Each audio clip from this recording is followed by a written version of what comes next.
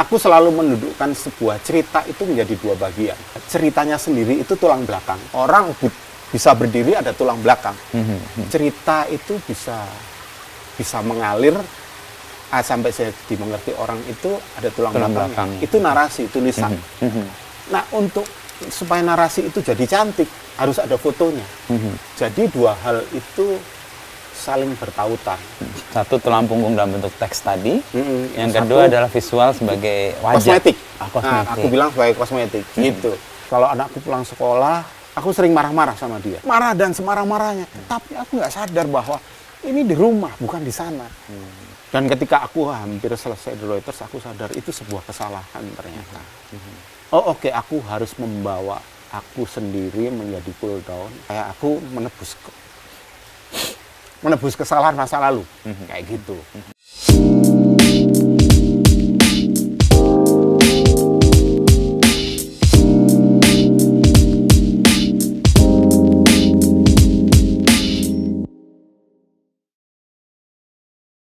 Ya, apa kabar Mas? Baik, Ya. baik. Ini kita di tempat yang sangat asri dan sejuk ya, dan suara air ini membuat kita kayak suasananya meditatif nih. Kenapa Mas Bia tinggal di sini setelah sekian puluh tahun berkelana? Mencari sesuatu yang lebih tenang. Oke. Karena jujur aja banyak meliput waktu di Reuters, banyak meliput konflik itu banyak sakit. Maksudnya secara kejiwaan sakit. Terganggu ya? Terganggu. Terus ya ketika aku pensiun, aku bilang, kita udah nggak perlu di Jakarta. Gitu. Aku ingin memperbaiki diri lah. Diri. Karena ketika di Reuters, banyak penugasan konflik, banyak penugasan bencana alam itu membuat sakit. Sakit jiwa, terus orang-orang sekitar itu kena. Anakku, istri, ya aku ngajak ke sini itu supaya lebih tenang, sekaligus aku ingin punya banyak waktu buat anakku. Oke. Jadi kayak tanda kutip penebusan dosa lah. Aku nggak mau kenceng-kenceng ngomongnya. Intinya itu. Intinya itu. Cuman kan istriku lahir di Jakarta, walaupun orang Belitung. Seumur hidup di Jakarta, jadi aku mesti tanya sama dia, mau nggak pindah? Oke, ini bagian dari deal ya? Karena hidup sudah tidak sendiri lagi. Iya. Oke. Terus dia bilang mau, asal gitu. Pertama di daerah dingin, kedua deket pasar. Oke. Itu logis banget tuh. Iya, deket pasar. Karena dia suka masak, istriku. Oke. Batasan dapurnya sangat istimewa. Iya. Itu permintaan dia. Menghadap pemandangan yang menyenangkan. Oke. Ya. Akhirnya ya udah, ada beberapa kota, beberapa tempat.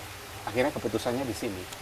Gitu. Untuk memenuhi kriteria yang diminta oleh Ibu Negara dan sekolah buat anak-anak. Di Jogja ya? Iya, di Jogja. Masih ada 2 yang sekolah. Gitu. Jadi ya udah kita pindah ke sini. Meninggalkan semuanya. Tapi sebelum meninggalkan, Mas Bia kan sebagai fotografer gitu. Mulai dari 90-an ya. Lalu 20 tahun terakhir di Reuters ya. Itu gimana perjalanan Mas Bia sampai kemudian menekuni fotografi adalah jalan hidup yang harus gue tekuni? Aku dulu editor Mas. Editor sebuah ensiklopedi ketika aku pertama kali bekerja, lulus. Lulus dari? Aku IKIP Malang. Oke. Calon guru dong ini. Makanya. Oke. Terus jadi editor, duduk di balik meja jadi dari jam 8 pagi sampai jam 5 sore. Oke. Setahun ngedit, dan aku bilang ini bukan pekerjaan itu. Aku bilang, karena aku suka outdoor activity. Naik gunung, ngarung jeram. Dulu aku semasa hidup deket banget sama Norman Edwin. Sempat jadi wartawan di Kompas kan. Nah, kemudian aku harus di luar kerjanya. Yang ketika kemudian aku punya duit, aku beli kamera, terus mulai belajar. Ketika jadi editor, belajar motret. terus ikut teman-teman jalan, motretin mereka, terus aku bilang ini kerjaanku nih. Otodidak sebenarnya? Iya. Di awalnya Di fotografi awalnya. itu? Oke. Ini kerjaanku, aku mau jadi fotografer. Gitu. Karena di luar menyenangkan, interaksi dengan banyak orang, walaupun aku nggak pandai ngomong, kaku terhadap orang baru, tapi aku bisa motret mereka tanpa harus ngomong. Gitu. Udah, aku belajar foto, terus Meninggalkan yang editor meninggalkan tadi. yang lalu, freelance, datang ke Gadis, nawarin aku punya foto nih. Dulu majalah Gadis ya, Yeah. majalah mode, Femina. Datang nawarkan, terus nggak ada yang mau. Sampai ke Mutiara, ada Norman bilang, Norman waktu itu udah di Kompas. Oke. Lu datang ke Mutiara deh, gue teleponin Ati, gitu. Datang ketemu Mbak Ati, foto aja nggak bisa dijual, lu mesti nulis, gitu. Oke. Story-nya ya? Story-nya. Secara tekstual ya? Aku diajarin Mbak Ati itu nulis. Diajarin nulis, editor sama penulis beda dong ya. Oke, gitu. iya. Diajarin nulis, oh kayak gini, oke aku nulis. Terus baru artikelku pertama di Mutiara. Terus itu membuat aku, oh berarti aku harus nulis supaya aku bisa motret. Tapi kemudian aku Dengan foto? dengan foto, sehingga aku mencari lowongan fotografer. Terus aku freelance, terus aku udah kerja pertama itu di majalah Suasana, terus pindah ke Gatra fotografer, terus pindah ke Reuters fotografer. Gitu. Ya dalam perjalanan itu buat aku Reuters itu sebuah institusi pendidikan yang baik buat aku. Itu tahun berapa Mas Bea kalau bisa diingat? 2019 kan terakhirnya? Iya, Mulainya terakhir di Reuters 2018. 2018? Akhir, aku masuk 98. Akhir. Hampir 20 tahun ya? Jadi tempat pendidikan Iya, Mas Bea? aku jadi stringer. Aku di Gatra waktu itu udah redaktur foto. Oh, sebelum ke Reuters? Sebelum ke Reuters. Reuters, Cuman ya. ada sebuah pelajaran yang membuat aku bilang, oh ini yang aku butuhkan. Jadi aku lalu menjadi freelance di Reuters, aku keluar dari Editor di foto di Gatra? ya di Gatra. Ya Mbak ini waktu itu marah sama aku. Kamu gila gini. Kamu udah dapat gaji segini, sekarang kamu kalau fotomu dipakai baru dibayar, gitu. Terus aku bilang sama Mbak ini aku butuh ini. Jadi kalau di Reuters itu kita habis motret, datang nyalahin film ditanya, kamu tahu ceritanya ini nggak? Motret ini kamu tahu ceritanya nggak? Tahu. Kalau tahu sekarang pilih fotomu. Gitu. Mana yang mewakili cerita Ya, itu? kamu pilih 5, begitu. Aku pilih 5, aku serahin editornya. Ini waktu itu ada 3, satu dari Australia, satu dari Prancis, sama Mbak Eni. Setiap kali aku nyerahin, terus ditanya lagi, kamu ngerti ceritanya nggak? Ngerti. Terus dia yang milih. Nah, 2 pilihan itu dia jelaskan. Kenapa diambil? Kenapa kamu milih ini? Ceritanya begini, gitu. Enggak, ini bukan pilihan yang cocok. Pilihan yang cocok adalah begini, karena foto ini, karena begini ceritanya, gitu. Nah, pelajaran itu nggak ada di mana-mana pada saat itu kan. Aku bilang, oh aku butuh ini. Di Reuters? Di Reuters itu. Makanya aku bilang, oh aku harus keluar dari Gatra. Ini aku butuhin pelajaran ini, gitu. Ya udah aku keluar, terus aku bilang sama Mbak Eni karena gitu, terus dia bilang, ya udah kalau keputusanmu udah bulat ya nggak apa-apa, gitu. Akhirnya aku freelance di Reuters, freelance 2 tahun. Aku lupa 2 tahun apa 3 tahun, terus jadi kontrak, terus jadi staff.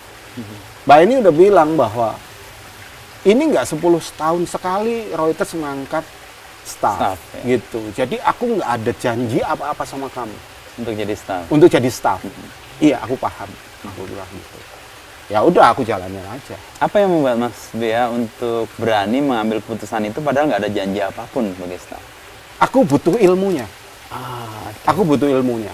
Aku bilang sama istriku, kamu kerja, ya kita setengah mati sekarang. Aku kerja, kamu kerja. Tapi aku masuk fotografi ini nggak ada sekolah resminya. Aku dapat di Reuters ini. Jadi aku mau keluar Untuk mendapatkan pendidikan informal itu. Iya. Oke, itu yang diperjuangkan Mas Bea. Itu yang aku soal staff atau enggak itu urusan lain gitu.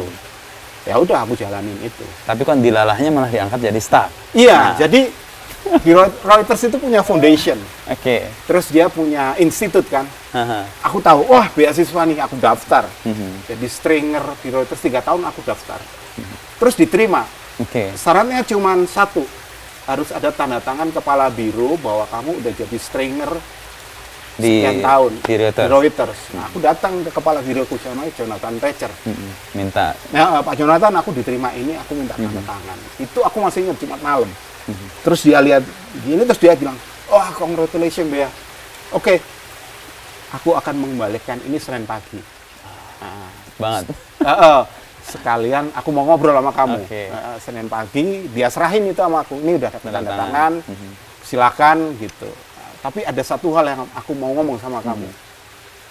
Aku butuh staff foto.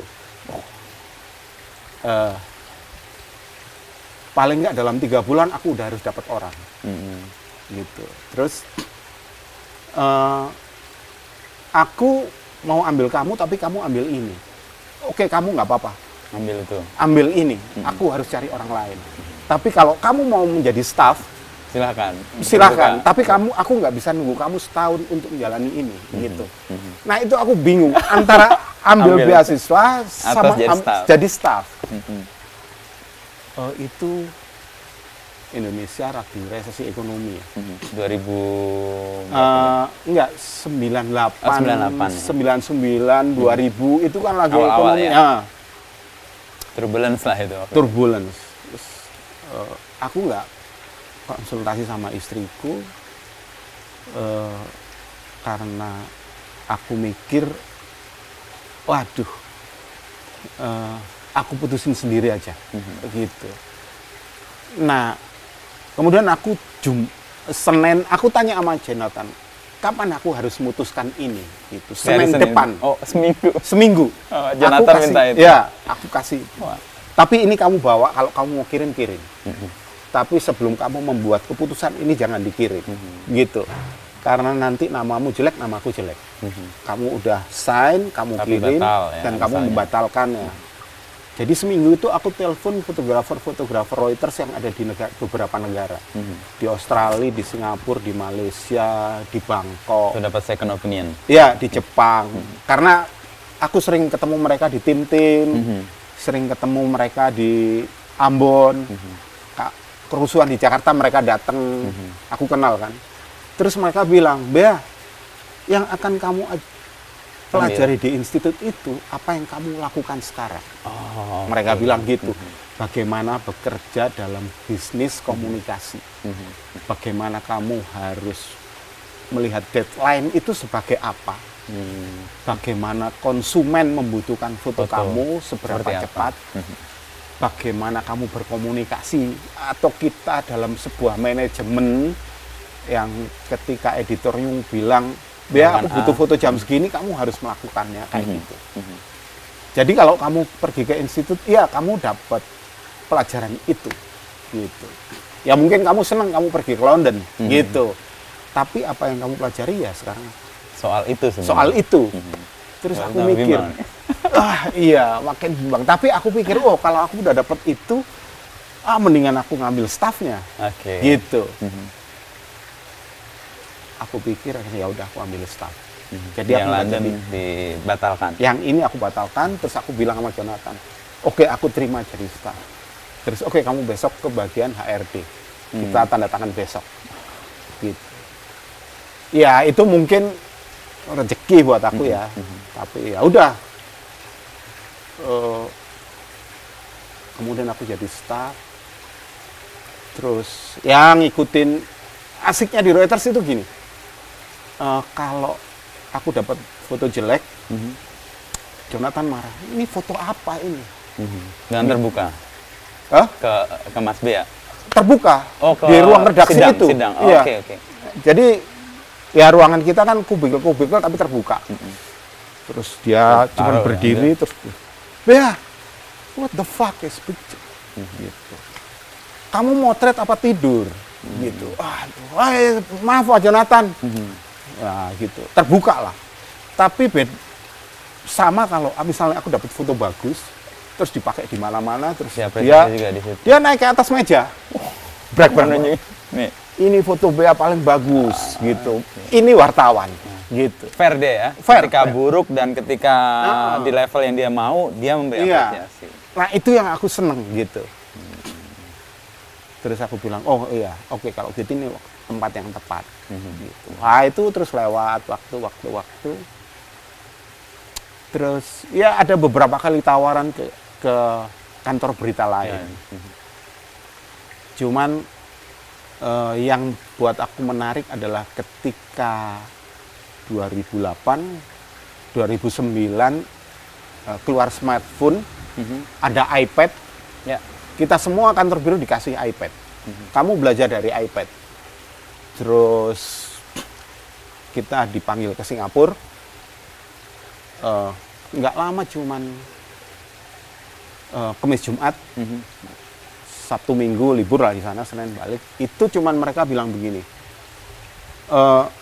klien kita bakal berubah karena media berubah. Adanya Dengan datangnya iPad, smartphone, klien kita akan menjadi ke digital. Koran itu akan habis. Dia bilang gitu. Nah, kita semua akan belajar menuju ke digital. 2008, 2009. 2009 gitu. Terus ya udah, kita belajar bareng. Terus mereka bentuk tim multimedia. Ada fotografer, ada kameramen, ada satu penulis. Oke. Penulis yang bikin cerita, terus kita berembuk online bikin visualnya. Nah, yang aku seneng kemudian mereka nge-push fotografer untuk menulis. Oh, sesuatu yang beda ya dan nggak dilakukan. Ya foto aja, ini menulis. Iya, menulis. Kita kesulitan kan. Kesulitan, terus kita komplain, nggak bisa, susah, gini. Terus ego fotografer biasanya juga iya, ngerasa, ngapain nge-text nih. Terus Reuters bikin blog for photographer. Oke. Gitu. Terus kamu harus menulis pengalamanmu liputan. Gitu. Nah, itu kan sesuatu yang tidak susah karena kita mengalami kan, gitu. Ya udah, belajar nulis dari bikin blog itu. Bikin blog 2010 harus nulis 1, 2011 harus nulis 2, 2012 harus nulis 3. Itu naik terus sampai jadi 8 per setahun. Oh, setahun. Okay. Nah, kemudian itu jadi semacam penilaian. Oke. Terus bersamaan dengan itu, fotografer harus mengusulkan sebuah cerita yang harus dia eksekusi bersama penulis. Jadi bukan penulis yang mengusulkan, tapi fotografer. Gitu. Itu sama, setahun 1, 2, naik sampai 8 itu ya. Terus dia bilang, jadi head divisi visual itu diganti oleh anak muda pada saat itu. Biasanya kan fotografer tua, senior itu naik. Ini itu diganti. Yang muda. Board director mengeluarkan email, kamu sekarang dipimpin oleh ini. Dia lulusan Harvard, bagian komunikasi.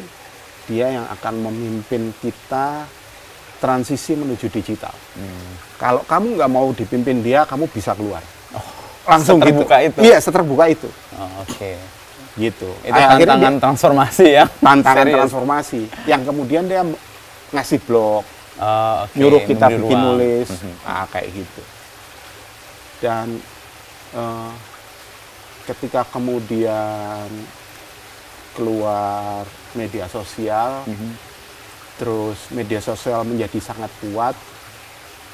Kemudian buat aku pribadi, pelajaran menulis di situ itu terbukti. Menjadi bekal untuk Mas Bea menggunakan platform media sosial itu. Iya. Dan kantor udah bilang, kalau lu nggak bisa bikin story, lu ke depan lu akan habis. Kemudian Reuters menyediakan sebuah kanal namanya Wider Image, di mana fotografer harus bercerita di situ. Dia harus bercerita, dia harus memotret bikin story, ya pitching segala macam, termasuk ya ada cerita jembatan Indiana Jones itu, terus aku bikin cerita banyak sih, kulit ular jadi tas, yang di Jawa Barat ya? Iya, di Jawa Barat, terus adu bagong kayak gitu-gitu itu. Nah kemudian memang playnya bagus dan mereka suka gitu. Nah buat aku, kemudian aku sadar apa yang dibilang bahwa ketika mereka ngasih iPad itu, mereka bilang beberapa tahun ke depan foto single nggak akan laku. Mereka bilang foto series atau foto story yang akan kuat. Foto stories yang akan dibutuhkan. Lu motret single tahun depan, beberapa tahun ke depan nggak akan laku, nggak ada yang make. Dia bilang gitu. Jadi stop bikin foto single, gitu. Terus bergerak ke foto story itu.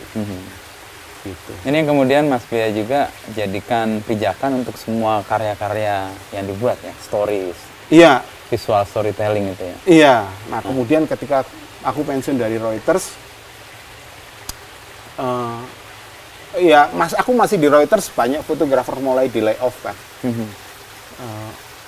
Mereka selalu nanya, wah, aku bilang sekarang zamannya freelance, lu mesti freelance, sama lu mesti lihat bahwa ke teman-teman ini media berubah. Aku bilang gitu. Kalau kita nggak berubah, kita habis. Gitu. Bulan lalu masih ada yang telepon, bukan minggu lalu. Komplain atau minta saran? Iya, Mas, mediaku tutup nih. Gimana ini? Aku harus bagaimana? Gitu. Aku masuk sana, masuk sini, mereka nggak butuh fotografer. Jadi fotografer udah hilang. Gitu. Terus baru aku cerita, fotografer nggak hilang. Gitu. Nggak hilang, cuman medianya berubah, kita harus berubah, gitu. Nah itu yang aku jalani ketika aku kemudian keluar dari Reuters.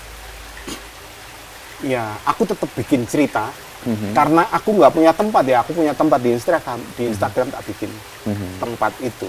Jadi platform gitu. Ya, untuk platform menunjukkan. Aku bilang sama temanku, kamu belajar dari Instagramku, gitu. Semua perusahaan yang punya media sosial, dia butuh cerita. Dan sekarang yang dilihat orang adalah visual. Karena zaman sekarang, anak-anak paham visual dulu. Bukan paham narasi. Ketika visual itu menarik, orang akan masuk dalam narasi. Gitu. Gitu ya Mas. Iya, lu belajar nulis ya. Gitu. Ya, dan itu yang aku jalani. Jadi kalau aku nggak ada kerjaan, aku cari sesuatu, aku tulis, buat Instagramku aja. Dan sekaligus memancing orang, atau ketika aku cari pekerjaan, aku bilang, aku bisa nulis gini, kamu butuh nggak? Gitu. Kayak portfolio juga ya? Kayak portfolio juga. Nah, Mas Bea lakukan itu sebenarnya kan bukan hal yang pertama ya? Orang lain melakukan duluan, misalnya untuk foto-foto yang kemudian sangat punya dampak gitu ya, kayak jembatan di Pandeglang itu ya, Indiana Jones, lalu badut ketika pandemi, lalu yang story yang terakhir soal ganja itu. Apa yang membuat kuat foto yang kemudian Mas Bea olah dan kemudian berdampak menurut pengalaman saya? Gini, aku selalu mendudukkan sebuah cerita itu menjadi dua bagian. Ceritanya sendiri itu tulang belakang. Kalau orang bisa berdiri, ada tulang belakang. Nah, cerita itu bisa mengalir sampai saya dimengerti orang itu ada tulang belakang. Itu narasi, tulisan. Nah, supaya narasi itu jadi cantik, harus ada fotonya. Kayak aku supaya kelihatan gagah, ya pakaianku harus mendukung itu, gitu. Jadi dua hal itu saling bertautan. Satu tulang punggung dalam bentuk teks tadi, yang kedua adalah visual sebagai wajah. Kosmetik. Nah, aku bilang sebagai kosmetik, gitu. Nah, itu yang nggak disadari fotografer, gitu. Nah, jadi intinya kita harus tahu esensi cerita. Ceritanya kayak apa, terus dari cerita itu kita harus bikin visual kayak apa. Tapi di visual ini kan cuma kosmetik. membuat orang berimajinasi. Tetapi intinya ada di teks itu. Supaya imajinasinya nggak lepas, Iya. atau nggak liar gitu, Iya. atau diberi konteks yang tepat gitu. Iya, gitu. Nah, itu yang nggak banyak dilakukan teman-teman lah. Di fotografi. Gitu, di fotografi, gitu. Ini yang Mas Bea pelajari di Reuters sebagai kecakapan yang harus komplement dengan kemampuan fotografi itu. Iya, iya. Dan itu menarik, maksudnya dengan membuat satu cerita, aku kan belajar. Oh, paham cerita, oh gini. Itu kayak semacam apa ya? Semacam ilmu yang didapat dari pengalaman lah. Oke. Gitu. Tapi kan itu menuntut kerja-kerja yang lebih intens dan lebih keras ya. Iya. Karena iya. biasanya kalau foto ya, apalagi cuma single shot datang acara, kayak tadi Mas Bea dimarahin, lo tidur ya moto ini ya, moto datang udah setor. Ini kan enggak, berarti lo harus ada di situ, syukur-syukur bisa sangat terlibat, lalu kemudian bikin kayak seriesnya. Benar ya? Itu kan kerja yang lebih keras lah harusnya. Iya, iya. Ya itu yang dituntut dari kita karena perubahan zaman, gitu. Kalau lu nggak mau ngelakuin itu ya lu lewat aja, gitu. Yang paling utama sebetulnya apa yang dibilang Mas Inu tadi itu, intens di cerita itu, berkomunikasi sama orangnya sehingga kita bisa menarik rasa dia kayak apa sih. Empati itu nggak bisa dikeluarkan di visual, bisa juga dikeluarkan di narasi, gitu. Okay, yeah. Kayak gitu. Atau dua-duanya lalu saling terhubung. Kalau kita nggak intens di situ, kita nggak bisa nangkep itu kan. Juga, iya, kayak ceritanya Mas Inu di SBY lah, gitu kan. Iya, harus intens dan ada di situ ya, di lingkungan itu dengan sadar memilih ya. Iya. Oke. Kayak gitu. Itu kan kerja-kerja yang melelahkan sebenarnya. Karena kan pasti ya tadi kalau Mas Bea tadi kembali ke awal kan kemudian kadang-kadang melukai juga kalau terutama pengalaman bencana, pengalaman yang tidak nyaman secara psikologis. Itu deal dengan itu atau berdamai dengan itu gimana Mas Bea? Ya, berdamai dengan itu karena aku menyenangi fotografi intinya. Aku ingin tetap motret. Tapi fotografi kan udah berubah. Gitu. Ketika aku balik bahwa aku senang sama fotografi dan fotografi berubah, ya aku mau nggak mau harus melakukan itu. Kalau lalu aku harus intens dengan cerita itu, ya itu memang tuntutan. Gitu. Tuntutan yang fotografi hari ini meminta kita melakukan adaptasi itu ya. Betul. Gitu. Ya, sebetulnya ketika lulus bukan lulus, pensiun dari Reuters. Ya lulus juga lah. Ya, lulus. Kan sekolah tadi Mas yang lihatnya. Oke. Kan aku nanya, kamu mau jadi apa habis ini? Terus aku bilang pada diriku sendiri, aku ingin membagikan ini yang aku tahu. Yang aku tahu, pengalamanku ini, yang teman-teman nggak tahu, gitu. Gimana caranya ya? Gitu. Nah, segala macam cara tak coba. Maksudnya aku bilang mau ngajar, tapi kan nggak selalu berbalik positif. Akhirnya aku menemukan Instagram itu. Oh, tempat di mana untuk menyampaikan story itu kepada publik ya. Dengan keyakinan Mas Bea tadi ya. Ketika Mas Bea ngomong kan, lu kan di Reuters bisa aja ngomong gitu. Ini sekarang udah lepas nih. Akan buktikan itu. Nah, itu sekaligus seperti aku. Kalau ada temenku nanya, lu lihat Instagram gua, baca, ntar lu tanya, gitu. Jadi kayak semacam pengajaran nggak langsung. Kalau mereka tertarik, baru dia akan terlibat. Mereka terlibat, baru aku akan membuka diri, ngasih tahu. Dan ini selalu aku kasih tahu ketika aku bikin workshop komersial atau instansi atau mahasiswa kayak gitu. Aku selalu membuka ini bahwa fotografi berubah.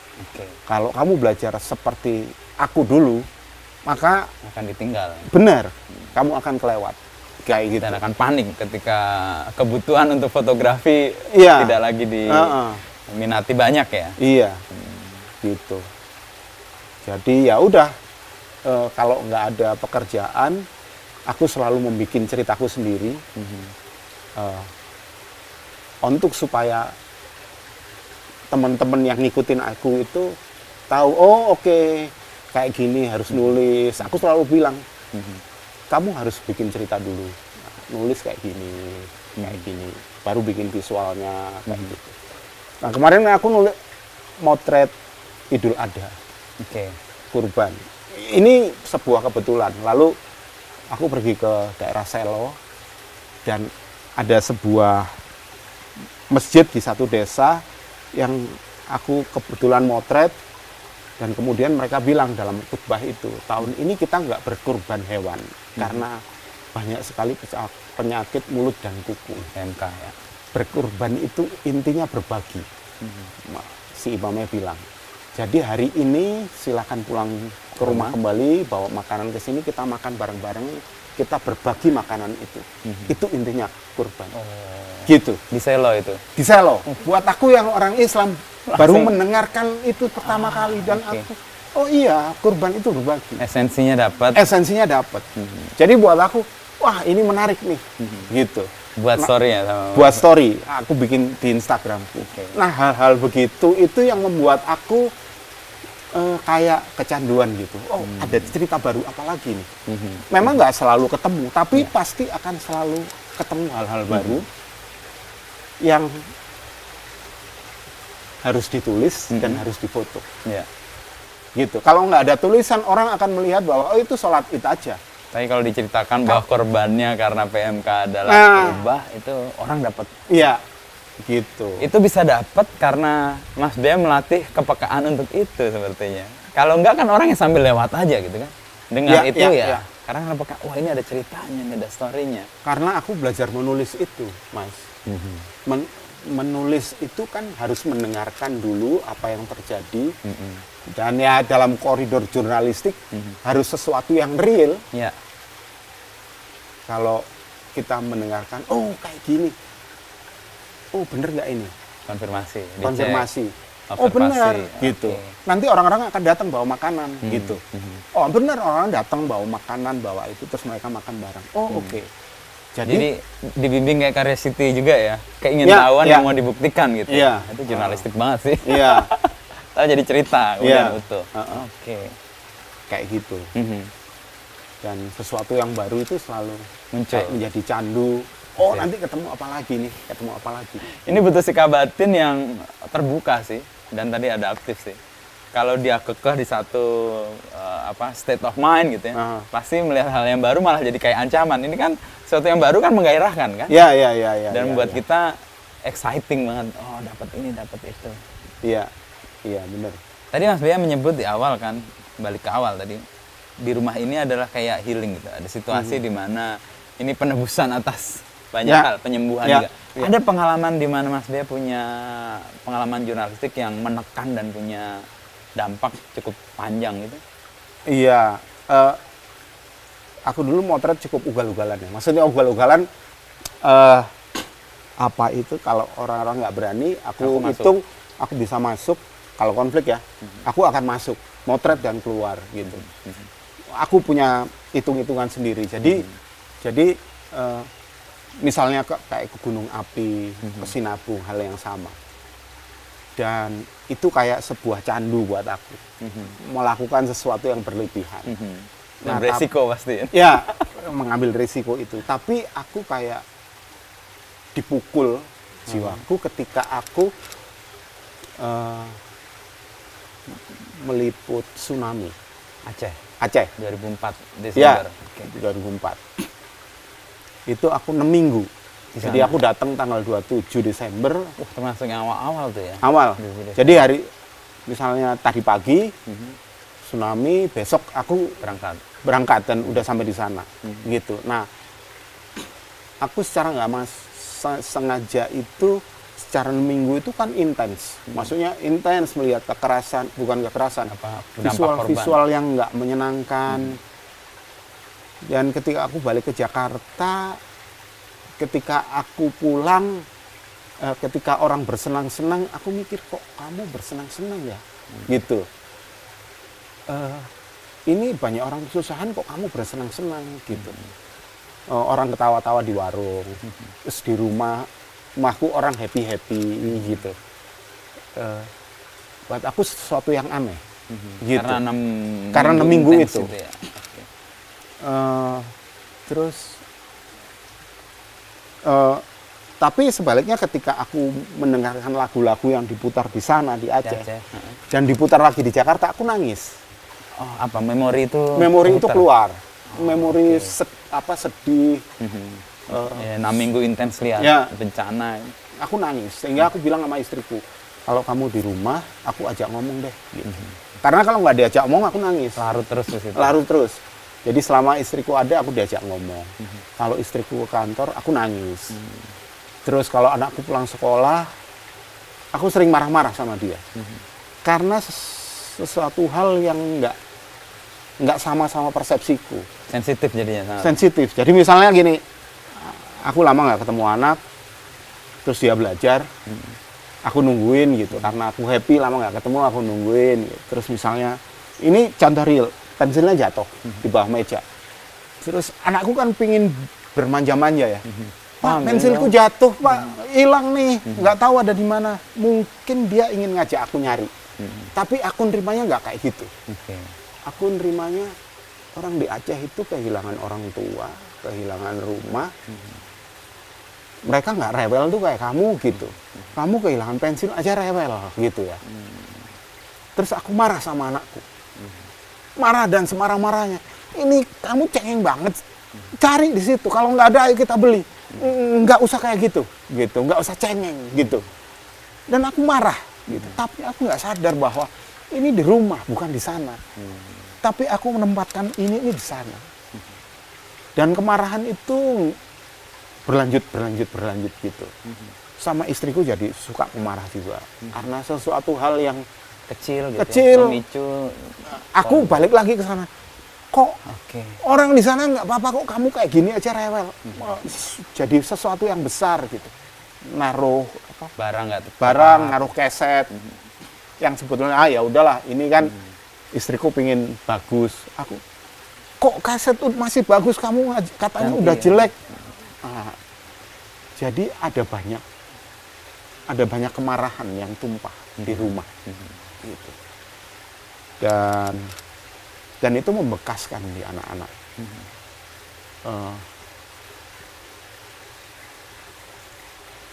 Dan ketika aku hampir selesai di Reuters, aku sadar itu sebuah kesalahan ternyata. Jadi, aku harus membawa aku sendiri menjadi cool down. Punya banyak waktu buat anakku, untuk kayak aku menebus kesalahan masa lalu, kayak gitu.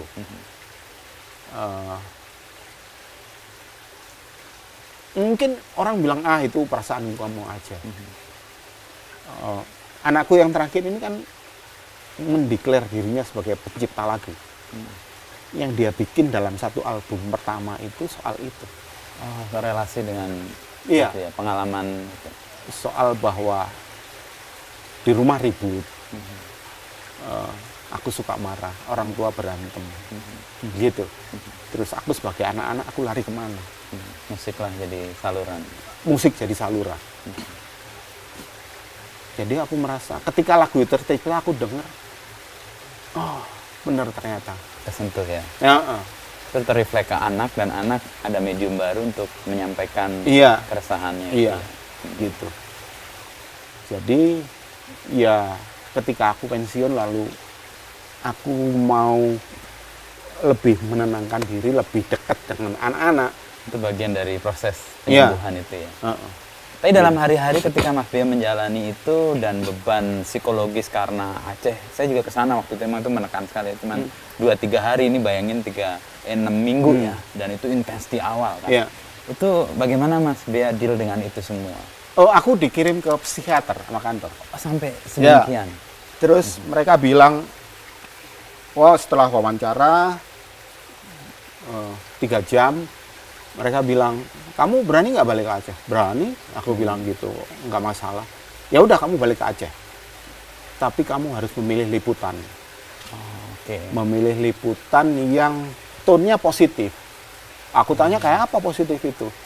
Misalnya orang mulai bangun rumah lagi, orang mulai bekerja lagi, terus orang ketemu anaknya, kan banyak orang tercerai-berai, ketemu anaknya, atau kalau bisa kamu ikut sebuah LSM yang mulai membantu anak-anak orang-orang di sana untuk bangkit. Gitu. Oh, oke. Apa reasonnya itu? Untuk mengimbangi? Untuk mengembalikan tone positif dari tone negatif yang selalu mengungkungku dalam 6 minggu itu. Intens banget itu ya? Iya, intens itu. Jadi kamu harus membawa ke alam sadar kamu bahwa oke, mereka mulai bangkit, mereka mulai seneng. Ketika kamu balik lagi ke Jakarta melihat sesuatu yang menyenangkan, kamu nggak terbayang-bayang, nggak terbayang-bayang ke sana, nggak komplain. Terus aku bilang kantor, oke, ya udah kamu balik lagi 6 minggu lagi, gitu. Dan itu berhasil atau cukup susah juga? Berhasil tapi nggak 100%. Artinya bayang-bayang yang aku tidak bisa menghilangkan itu berlangsung tahunan. Tapi menjadi lebih baik setelah aku balik mengimbangi positif tadi, liputan ya? Yang positif. Misalnya kalau dulu kan koran-koran itu di Aceh itu dicetak, terus ditempel kan, terus orang, oh ini anakku di mana gitu. Nah aku ngikutin itu, itu ketemu sama orang tuanya, anak. Terus ada juga yang nggak ketemu, kalau nggak ketemu aku nggak mau, aku ikutin, bukan salah, aku nggak mau motret, aku nggak mau. Karena gitu. Itu akan munculkan kecewa lagi. Kayak gitu. Dan aku ikut namanya tim itu Global Rescue Network. Ada dokter, ada perawat, pendampingan ya.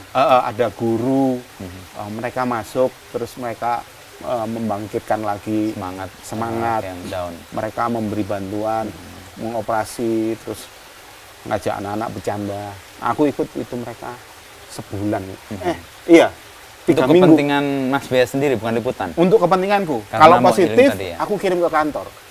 Kalau enggak, ya udah aku ikut aja sama mereka. Untuk proses penyembuhan. Untuk proses penyembuhan, gitu. Dan itu menaikkan taraf rasa bersalah itu menjadi lebih bagus sih, gitu. Tapi jujur aja itu nggak hilang sampai sepenuhnya. Ya? Sepenuhnya enggak. 2018 tahun terakhir aku di Reuters itu aku ngeliput Danau Toba. Sedih kan? Terus ada gempa Lombok. Ya. Aku pergi lagi, sedih lagi. Terus ada gempa Palu. Ya, aku udah setengah hati mau berangkat, tapi kantor bilang ini nggak ada orang, kamu berangkat. Oke, berangkat. Terus ada Air Asia. Air Asia jatuh di laut tuh, udah 4 setahun itu. Dan aku udah berat banget karena di Air Asia itu ada saudara iparku juga, jadi lebih personal gitu. Ya. Nah, terus terakhir ada tsunami di Anyer. Terus aku di tsunami di Anyer, aku udah bilang sama kantor, aku angkat tangan, aku nggak mau ngeliput. Karena sebentar lagi aku pensiun. Aku nggak mau balik dalam situasi yang kayak dulu. Ya. Kecuali kamu mau membiayai aku berobat. Tapi enggak, aku bilang, aku nggak mau ngeliput itu, aku udah nggak mampu. Aku bilang gitu. Jadi aku dengan sadar bilang bahwa aku nggak mau. Gitu, udah karena cukup. pasti akan mengganggu psikologis itu ya. Jadi aku nggak liputan tsunami Anyer karena aku tahu, udah cukup buat aku, cukup. Sedihnya udah cukup. Gitu. Hal-hal kayak gini tuh dialami umum oleh fotografer atau enggak menurut Mas Bea? Atau ini resiko dari Mas Bea mau melibati sebuah cerita atau sebuah kisah secara intens? Ini kan bagian dari resiko. Iya, mungkin itu. Tapi nggak tahu secara umum. Tapi ketika aku ketemu James Nahwi 2016 di Aceh, ya aku kenalan dia ketika aku masuk Reuters. Legend tuh. Ya, aku tanya sama dia, aku pengen kayak kamu, motret di dunia internasional, gimana caranya? Gitu. Nah, dia yang menyarankan ke wire service itu dia. Nah, kemudian 2016 aku ketemu beberapa kali, 2016 aku ketemu di Aceh. Ngobrol begini, dia nanya, Bea, kamu punya keluarga? Gitu. Punya, anakku 3, gitu. Terus dia bilang, oh kamu bisa ya? Gitu. Amazed juga ya. Iya. Pasti akan mengganggu menurut dia. Bea, come on, gitu. Kamu tahu pekerjaan kita kayak apa? Kamu nggak punya problem. Dia udah mendetek itu iya, ya di awal. punya. Aku bilang, oh, family kamu hebat banget. Dia bilang gitu. Aku nggak menikah karena aku tahu aku akan ke sana. Resikonya sedemikian besar. Dia cuma bilang, oh, keluarga kamu hebat. Gitu. Nah, dari situ aku sadar, oh iya. Maksudnya orang-orang siapapun yang intens gitu akan terpengaruh oleh itu. Persis, ya. Gitu. Energinya kan terpancar tuh, apakah negatif apakah positif. Dan ada beberapa fotografer, reporter di Reuters kan mengalami itu. Dan itu menjadi pembicaraan terbuka di kantor gitu kan. Ada yang lalu lari ke narkoba untuk menghilangkan itu, gitu. Tapi penyakit itu dibicarakan terbuka. Ya bukan terbuka secara email, tapi kalau kita ketemu disampaikan. Iya. Tapi kalau anak-anak sekarang kayak mental health-nya terganggu ya, kena mental lah gitu ya. Iya, kayak gitu. Ya tapi alhamdulillah aku lolos. Aku anggap aku lolos. Meskipun tadi ya anak menjadi dalam tanda petik korban keluarga dan istri. Gitu. Untung nggak lari ke narkoba, atau rugi kan? Dulu iya. Oke. Dulu iya, tapi nggak dalam jangka waktu lama karena aku sadar itu ini cuman monster dalam bentuk yang lain. Oke. Tidak mengatasi secara mendasar ya. Iya. Dia hanya melarikan sementara aja. Itu hilang dan beberapa wartawan terjebak di situ. Karena mungkin memang susah banget keluar dari pengalaman psikologis yang menekan kayak tadi itu ya. Iya. Iya. Ini nggak bisa memindahkan perspektif. Oh, aku sekarang udah di tempat yang baik-baik aja. Kehidupan biasa. Gitu. Agak susah. Ya. Gitu. Makanya Mas Bea sendiri juga punya kesadaran bahwa gue nggak akan masuk ke situ lagi deh, karena pasti akan mengganggu dan pasti kecenderungannya Mas Bea untuk intens itu kan mau nggak mau otomatis akan menyerap energi juga kan. Iya. Iya. Nah, tahu sampai batas itu Mas Bea apa penandanya atau alerting system di badannya? Males motret. Ini udah nggak menggerakkan. Iya. Enggak, aku udah nggak bisa melihat sedih-sedih. Gitu. Karena motret itu melihat sedih, lalu masuk di jendela bidik, lalu kan kita melihat ujung-ujungnya itu, oh ada gambar ini, dampaknya ini, oh ini jelek, ini dampaknya ini. Maksudnya melihat detail ya, gitu. Dan melihat detail itu lalu terekam dan tersimpan gitu, kayak gitu. Dan itu yang agak susah dihilangkan. Ya, dan itu kayak jadi alerting system juga di badan. Oh, enggak deh, gua nggak akan ke situ lagi. Ketika mau motret, aduh, ntar lihat, enggak deh, udah cukup, udah. Gitu. Nah, proses untuk Mas Bea kemudian memilih ya. Sekarang kan visual storytelling itu jadi kayak jalan hidup berikutnya ya. Itu kesadaran yang dibentuk dari Reuters tadi dan Mas Bea menemukan ini sesuatu yang baru perlu digeluti, bagaimana? Ya, aku disarankan di Reuters ketika mereka bilang 2010 tahun-tahun ke depan foto single nggak akan laku. Itu semua orang, semua fotografer di Reuters menyangkal. Karena pada saat itu foto single itu laku banget. Foto stand alone, misalnya cuman ini, punya aku yang pernah laku banget. Aku motret ulat menggantung, turun, cuman gitu doang, gitu, itu foto kehidupan di pinggir rel, gitu, foto-foto sederhana yang misalnya orang masak ikan untuk dijadikan ikan asin, foto single kayak gitu tuh pada saat itu laku banget, dan di Indonesia banyak sekali foto keluar itu, jadi semua orang bilang enggak mungkin gitu. Tapi Reuters selalu push. Akhirnya lalu sampai memberi punishment kalau lu nggak bikin foto cerita, lu nggak akan dipakai oleh kita, oleh Reuters gitu. Terus membuat aku berpikir, kemudian aku sadar dalam perjalanan waktu itu koran itu decline, online keluar, terus mereka bilang belajarlah dari smartphone. Koran itu dibatasi oleh halaman. Smartphone nggak dibatasi oleh halaman. Dia bilang gitu, kamu mau bikin berapa halaman? Itu sejauh itu diberi ruang ada. Iya, ruang itu selalu ada kalau menarik. Nah, foto aja single cuman sekali orang lihat, habis itu selesai.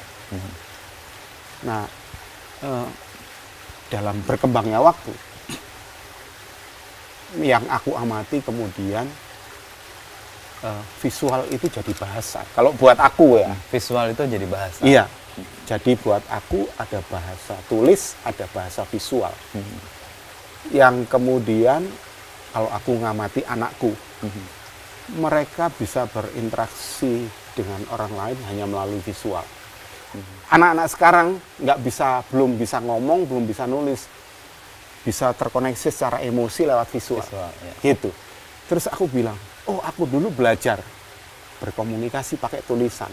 Kan kalau dulu minta dibelikan permen, bapakku bilang itu baca dulu. Iya, jalan apa itu? Apa toko apa itu? Iya kan? Iya. Anak sekarang enggak ternyata visual. Gitu. Visual. Nah, jadi menurutku bahasa itu ada dua sekarang. Teks, bahasa tulis dan bahasa visual.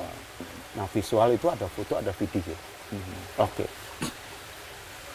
Nah, anak sekarang kenal visual dulu. Oke, jadi membuka narasi harus pakai visual sekarang buatku. Jadi aku mempelajari itu, dan itu yang menggerakkan aku sekarang.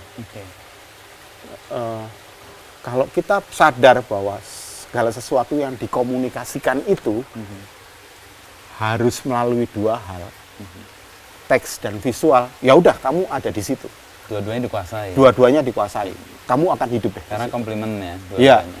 Tapi kalau kamu ngotot bahwa cuman foto aja, ego fotografer, kamu akan begitu ya teks ya. Iya, kayak gitu. Dan itu yang menggerakkan aku sekarang, gitu. Dan aku ingin menyebarkan ke teman-teman.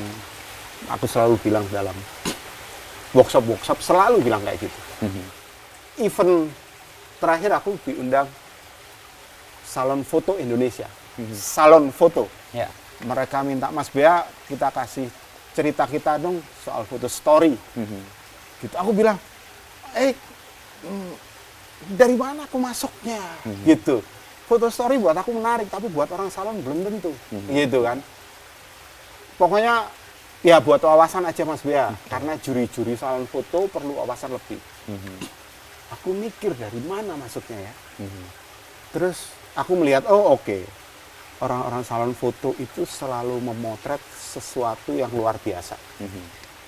Nah, kalau di foto, kalau di jurnalistik, ya itu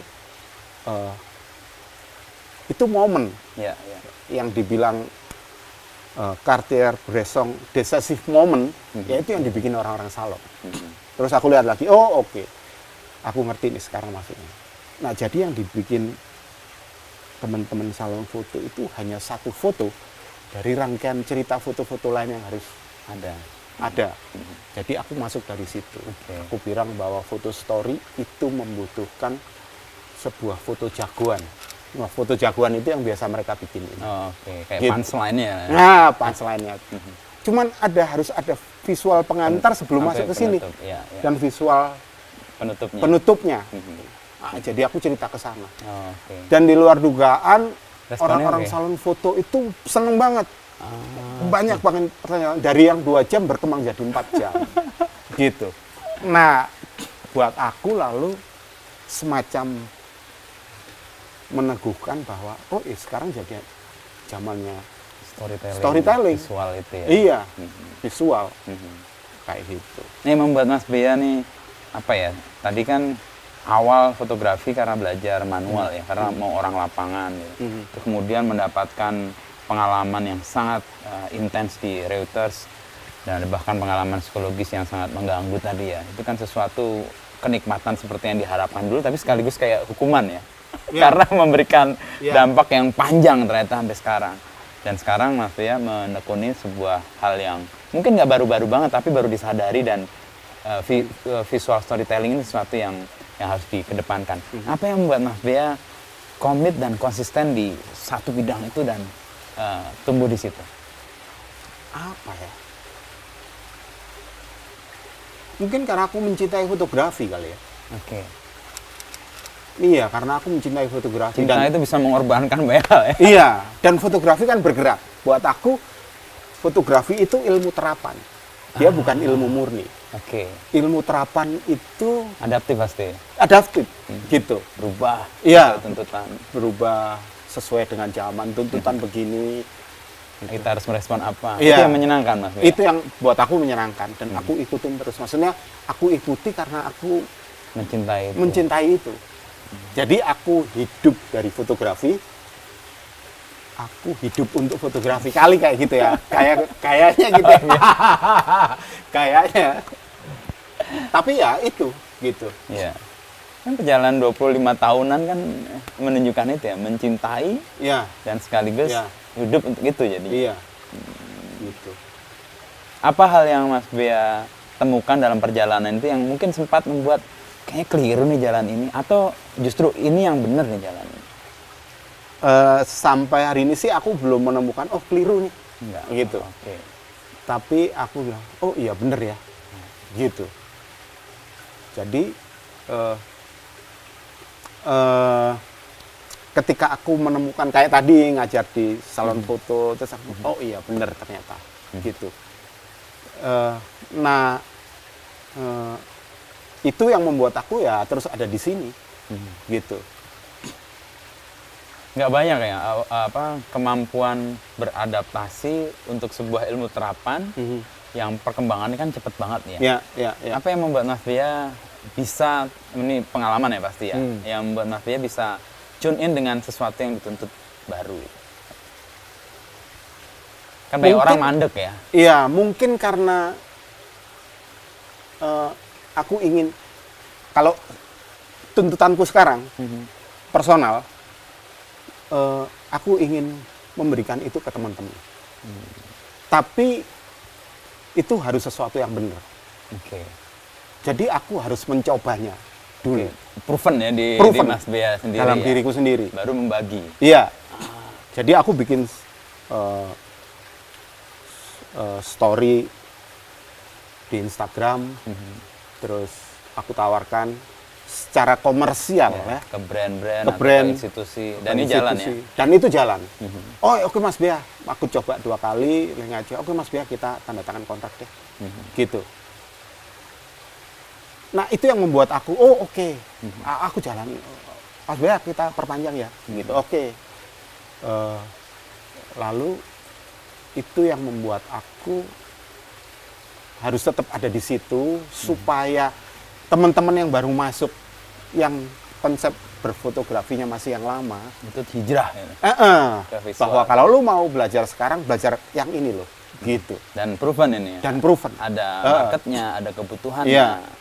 Bahkan kayak lomba foto di beberapa institusi yang hadiahnya cukup gede, aku selalu bilang, jangan bikin lomba foto single, bikin foto story. Dan lalu kayak Pertamina itu lalu mengubah konsepnya jadi foto story. Mereka kan punya anugerah jurnalistik Pertamina. Tahun berapa itu aku udah bilang, ini hadiahnya gede, kamu harus bikin foto story. Dan mereka bikin foto story, akhirnya dijadikan foto story sampai sekarang. Dan aku jadi juri udah bertahun-tahun gitu ya. Terus yang terakhir, 3 tahun terakhir itu BPJS. Aku bilang sama mereka, ini gede nih hadiahnya, bikin foto story.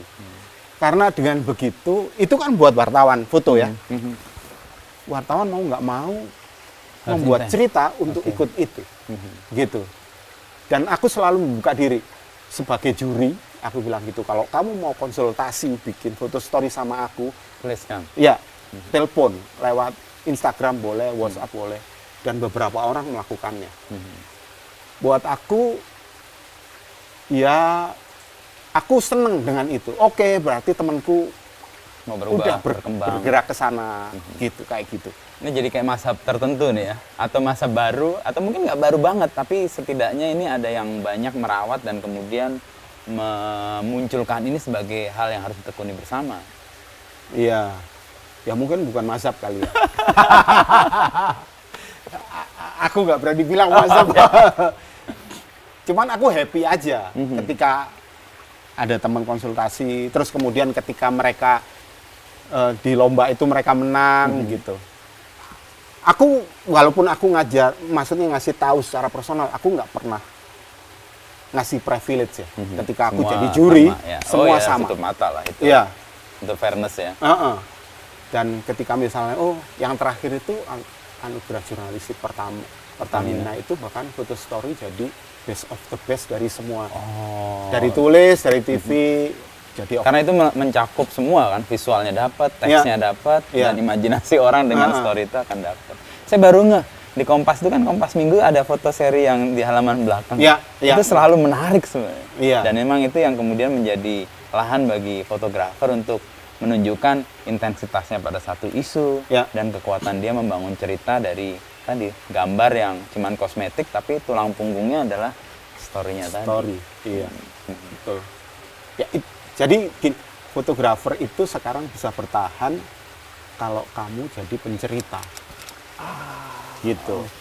Kalau kamu nggak jadi pencerita ya kamu habis sama anak-anak hobi itu. Karena mereka lebih canggih, lebih militan, lebih punya tapi satu hal yang mereka nggak bisa bercerita, gitu. Menjalani koridor jurnalistik itu loh. Mendengarkan orang, konfirmasi benar apa enggak, kalau benar ini tak tulis. Kan koridornya cuma itu, gitu. Dan sekaligus aku membawa kaidah jurnalistik dalam media sosial, gitu. Itu yang aku sadari aku bawa. Maksudnya ketika aku masuk ke media sosial, aku bilang aku harus membawa kaidah jurnalistik. Dan itu menjadi rambu sih sebenarnya, membuat foto kita atau story kita bisa dipertanggungjawabkan. Karena kita melakukan konfirmasi, observasi, dan riset bahkan kan. Pasti Mas Bea sebelum jalan ke satu tempat kan riset dulu tuh. Misalnya ganja itu, pasti kan pengen tahu ini apa sih isunya.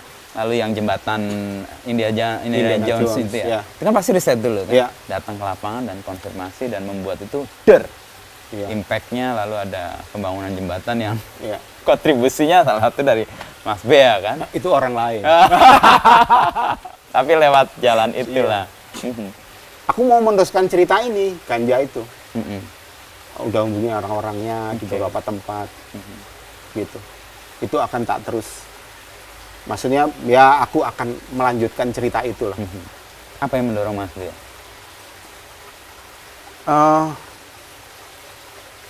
Kemanusiaan kali ya. Gini, aku jadi bapak. Paling nikmat itu jadi bapak kalau anak tidur di pelukan.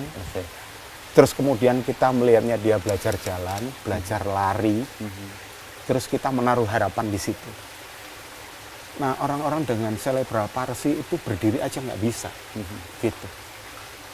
Dan yang menderita itu nggak hanya orang kaya, banyak orang miskin. Aku udah mengalami itu, bahagia itu. Aku yakin orang tua itu juga ingin melihat anaknya kayak gitu. Sekedar berdiri. Syukur-syukur bisa melangkah. Gitu. Nah, yang memicu sebetulnya aku bikin cerita itu adalah aku ingin juga orang tua itu merasakan bahagia itu. Jadi orang tua. Gitu. Apa yang aku bisa bantu dengan foto dan story foto dan story itu aku ingin lakukan. Kalau cerita itu udah jadi, aku ingin datang ke perusahaan yang punya CSR, kamu bisa nggak? Itu jadi kayak panggilan sebenarnya. Ya bisa panggilan. Tapi buat aku sesuatu yang mengasihkan sih, gitu. Kayak gitu. Dan lewat story itu memberi dampak dan syukur-syukur menggerakkan banyak pihak untuk punya keprihatinan yang sama. Benar. Ya semoga itu bersambut gitu. Dan di tempat ini kayaknya produktivitas akan berkembang nih. Amin. Dan proses untuk tadi healing dengan keluarga dan anak mudah-mudahan akan menjadi lebih mudah karena juga anak sekolah di sini kan ya. Dan istri kayaknya udah mulai lihat dapur yang lihat pasar deket, lalu hawa sejuk di sini ya. Dan pengalaman kuliah di IKIP tadi akan dipakai nih jadi pengajar nanti. Dulu apa? Kuliah apa, Mas? Aku dulu teknik bangunan. Oh, teknik bangunan. Ya, Oke. teknik bangunan. Terus sempat ngajar di STM, aku cuman bilang, wah gaji segini buat bensin aja nggak cukup. Gimana mau berkembang gurunya? Wah tutup. Kerja di proyek. Oke. Kerja di proyek jalan. Aduh, suap gila-gilaan ya. Nah, baru lulus udah kena gitu, enggak, ini enggak baik. Udah ditinggal. Oke. Tapi paling nggak bekal atau metodologi mengajar di iya. itu dipakai Iya. untuk menjelaskan visual storytelling kepada khalayak. Iya, dan yang paling bagus itu pengalaman yang diajarkan karena udah proven kan. Iya, persis. Gitu. Ketika kamu memiliki sesuatu yang sudah terbukti, kamu ngomong itu tuh orang percaya dan otoritasnya kuat. Iya. Dan Bea salah satu orang yang punya otoritas itu. Waduh. Makanya saya datang ke sini. Wes. Jauh-jauh. Thank Terima you Mas kasih Bea. banget. Saya juga makasih nih. Kita Terima nggak kasih kerasa udah sejam lebih dan nggak hanya Mas Bea nih yang atau audiens yang dapat sesuatu. Saya dapat sesuatu, berapa insight nih. Tadi alhamdulillah. storytelling. Saya makin yakin bahwa kekuatan ke depan sebagai pencerita itu emang akan menjadi kecakapan yang harus dimiliki untuk banyak profesi sih. Ya.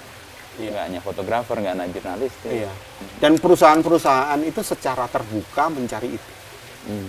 Pencerita itu. Ya, storyteller. Gitu. Karena ketika aku jadi ambasador Fuji Film kan. Oke. Terus suatu hari Fuji Jepang bilang, kita punya kamera baru medium format. Kalian semua ex-fotografer harus pitching untuk bisa mengerjakan proyek ini. Oke. Dan aku pitching. Ya. Dan mereka suka karena aku bercerita di situ. Bercerita tentang orang hutan. Bukan cuma motret, tapi kenapa aku motret itu dan bagaimana orang hutan sekarang gitu. Mereka suka karena itu. Oke, ceritanya itu. Ceritanya itu. Dan kemudian mereka, oke, kamu kerjain lagi sekarang, kamu cari gajah. Gitu. Ya tahun ini aku bikin tapi belum keluar. Nah, mereka suka karena ceritanya itu. Gitu. Dan kecakapan untuk bisa bercerita itu kan bukan sesuatu yang lo bisa dapat begitu aja kan? Iya. Pelajari kepekaan tadi, kemauan melakukan observasi, datang ke lapangan, jadi klarifikasi. Aku juga bilang kalau kamu mengakrabi storytelling, kamu bisa jadi apa aja lewat visual. Kamu bisa bikin foto, kamu bisa bikin film, gitu. Karena aku udah membuktikannya gitu. Aku yang bikin ceritanya, terus dan itu terbukti, market menerima. Dan kecakapan-kecakapan orang-orang besar di masa lalu itu kan sebenarnya mereka pencerita, pendongeng, atau kemampuan mereka istilahnya apa ya, mempengaruhi orang itu kemampuan dia bercerita. Oh kan? iya. Ya nabi, filsuf, ilmuwan, bahkan profesi-profesi yang lain. Iya. Ya kita support lah. Saya mau belajar kelas visual storytelling yang Mas Bea. Nanti kita buka Jangan kelas dong, ya. nanti diketawain lah. Oh enggak dong. Visualnya aku harus belajar. Gitu Mas Bea. Thank you. Udah nih udah agak terang nih, panas nih sekarang. Kita akan ketemu di lain kesempatan.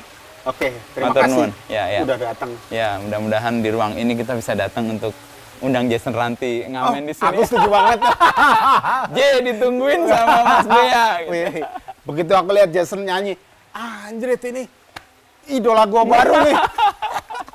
Oke, nanti anaknya pasti mau nulis tag dengan gaya itu juga. Oke. Thank you Mas Bea. Terima kasih Mas Inu. Ya. Kita lanjutin tehnya Blontang ini. Tehnya Blontang.